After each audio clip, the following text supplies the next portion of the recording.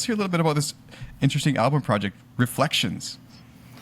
Yeah, so we have been so excited to do this, and I've been bugging Dawson for us to go ahead and do it for like years. Do you mean coming on the Clarineat podcast or recording the album?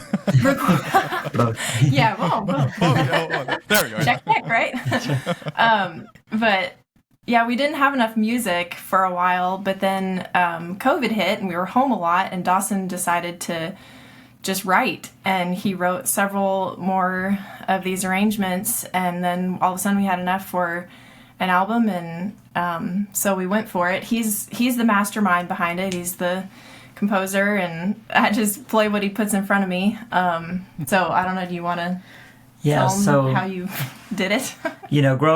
Growing up in church music, I've been in church music my whole life, but I've also been primarily as a musician, a classical musician. Both of us are classical musicians, I guess first, but in our training and our experience. And I have kind of just noticed, both of us have noticed that there's a lot of great church music out there, but a lot of it, has to be published for a wide audience. And so when a classical musician wants to play an arrangement of a hymn, it's probably not going to use a lot of their classical training, and so it's going to be musically, pretty streamlined. And this is not against any of those arrangers, because I know they want to write for, again, a wide audience, but I kind of just write for us. I write for Taneea as a classical clarinetist,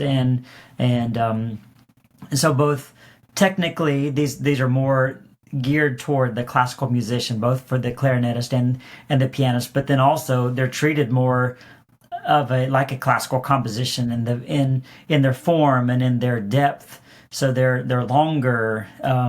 They go. There's more musical development and things like that. Just more use of things like canon and fugue and sort of the classical composition techniques. And so what the end result is, I think there's 10 songs on the album, but I mean one of them is a theme and variations. One of them is about 8. Some of them are 8-9 minutes long, but they're just kind of like what would happen when a classical musician what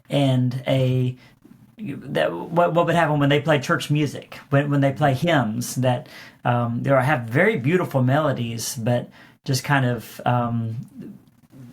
taking those two worlds together, classical music and sacred music, and putting them together to where both are fully present. And that's kind of what we love to do, is mesh the two together. We're believers, we're Christians. We love to take our music and put our beliefs through our music, and use our music to share our faith with people and share those hymns. And the music itself is, for me as a clarinetist, is really enjoyable to play. It's a good challenge, especially some of them on there.